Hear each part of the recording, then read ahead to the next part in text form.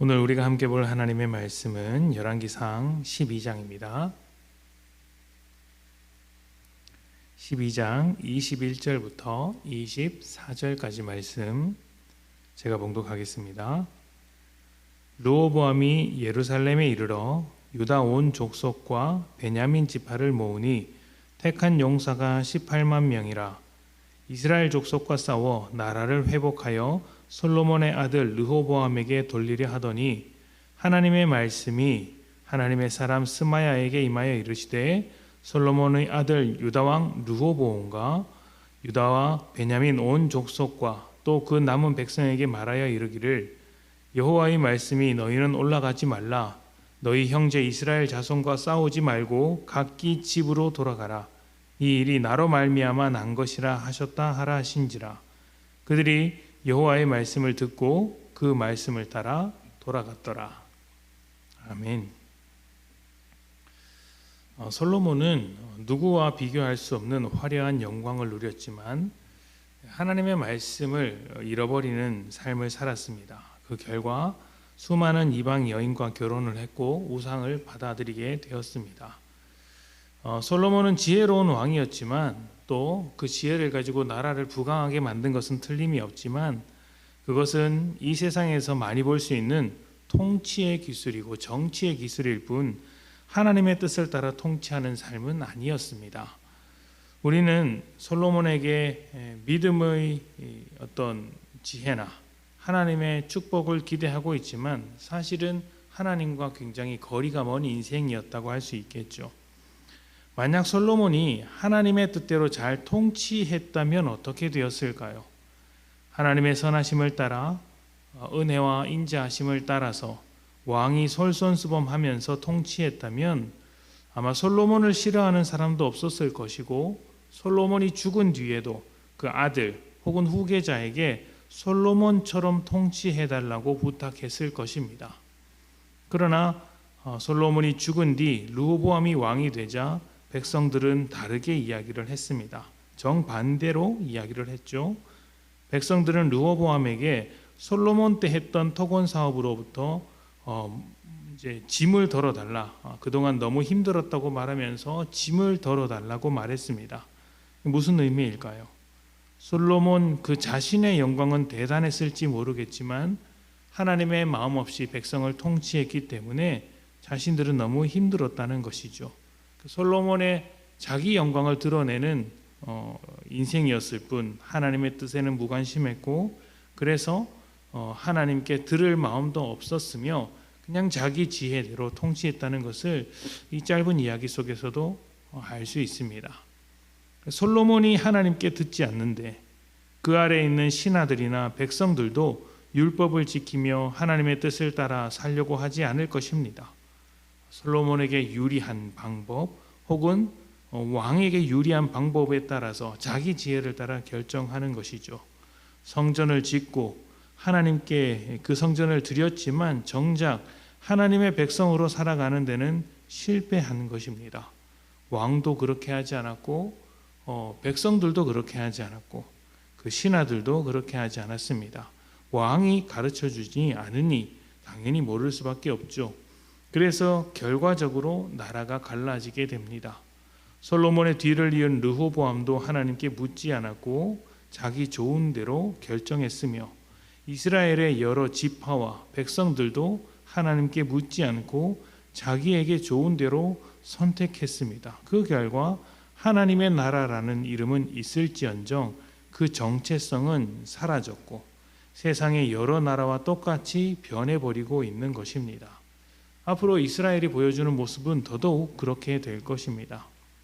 왜 이렇게 되었을까요? 나라가 갈라지는 것을 뻔히 알면서도 왜 이런 선택을 하는 것일까요? 르호보암이든 또 반대편에서 왕으로 세워지는 여로보암이든 그리고 이스라엘의 모든 지파와 백성들도 사실은 하나님의 백성으로 살기보다 솔로몬이 가지고 있는 영광을 쫓아 살기 때문입니다. 솔로몬을 싫어하는 사람도 좋아하는 사람도 솔로몬이 가지고 있는 그 영광 하나만큼은 다 갖고 싶어 하는 것이죠. 세상에서 누구나 인정할 만한 영광과 성공을 쫓아가다 보니 하나님께서 무엇을 원하고 계신지 눈에 보이지가 않습니다. 자기의 탐욕이 하나님을 넘어서는 우상이 되어서 하나님의 뜻을 따르기보다 자기 마음에 드는 대로 살기를 바라는 것입니다. 이것은 비단 솔로몬의 때에만 일어난 이야기가 아니라 아담과 하와 때부터 시작해서 지금에 이르기까지 모든 인간이 선택하고 있는 길이며 오늘 우리가 살아가는 이 사회 모든 인간의 모습도 다르지 않습니다. 자기 뜻을 쫓아 살아가는 사람들이 하나님을 버렸을 때 지금과 같이 하나님을 버려서 나라가 갈라지고 사람들 속에서 갈등이 생기게 되었을 때 하나님은 어떻게 하실까요? 하나님을 버리고 하나님의 뜻을 외면했기 때문에 하나님도 사람을 버릴 것이라고 생각하지만 하나님은 사람을 버리지 않으십니다. 오히려 그들에게 찾아와서 하나님의 뜻이 무엇인지 가르쳐 주시며 하나님께 돌아오기를 바라십니다. 은혜를 주시는 것이죠. 우리가 하나님의 모든 일하심 속 순간순간마다 그것을 바라보았고 오늘 말씀도 그것을 이야기하고 있습니다. 자기를 배신한 이스라엘에게, 그러니까 르호보암을 배신하고 또 다른 나라를 세우려고 하는 이스라엘 지파들에게 보복하기 위하여 르호보암이 군대를 모읍니다. 여전히 이 과정에서도 하나님의 뜻을 묻지 않죠. 그러자 묻지 않는 그들에게 하나님께서 먼저 찾아와서 말씀하십니다. 그리고 그들 사이에 전쟁과 사륙이 벌어지는 것을 막으십니다. 내가 한 일이 너는 지파를 죽이지 말라, 군대를 모으지 말라 말씀하시는 것이죠. 하나님은 이스라엘 나라가 영광스럽게 되는 것이 목적이 아니었기에 그 나라가 갈라지더라도 그것을 허락하십니다. 그리고 그 가운데서 하나님의 뜻이 다시 시작되기를 바라고 계시는 것이죠. 하나님의 뜻이 이루어지는 나라, 이것이 목적입니다. 그 안에서 사람들이 하나님의 다스림을 받으며 복된 삶을 살도록 하는 것입니다. 그래서 남쪽과 북쪽, 남유다와 북이스라엘로 나라가 찢어졌음에도 다시 전쟁으로 봉합하는 것이 아니라 나라를 통일시키려고 하는 것이 아니라 그 나라를 다스리는 지도자들 여로보암과 르호보암 둘 모두에게 하나님의 뜻을 따라 말씀 안에서 통치하라고 하십니다. 그게 훨씬 더 중요하기 때문입니다. 이 땅에서 믿음으로 살아가는 우리도 솔로몬의 영광을 쫓아 살아갈 때가 많습니다.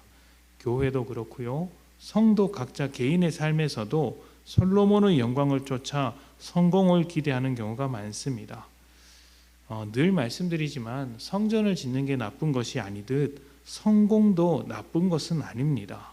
그러나 그 성공에 대한 욕심이 하나님의 뜻보다 앞서게 될 때, 그래서 하나님과 우리의 관계가 깨어지고 우리가 하나님의 음성을 듣지 않으며 우리의 필요에 따라서 또 우리의 욕심을 이루기 위해 하나님을 사용하려고 들 때 그때 문제가 생기는 것입니다. 남과 북이 쪼개지는 것처럼 성도들의 공동체도 쪼개질 것이고 하나님과의 관계도 쪼개지게 되겠죠.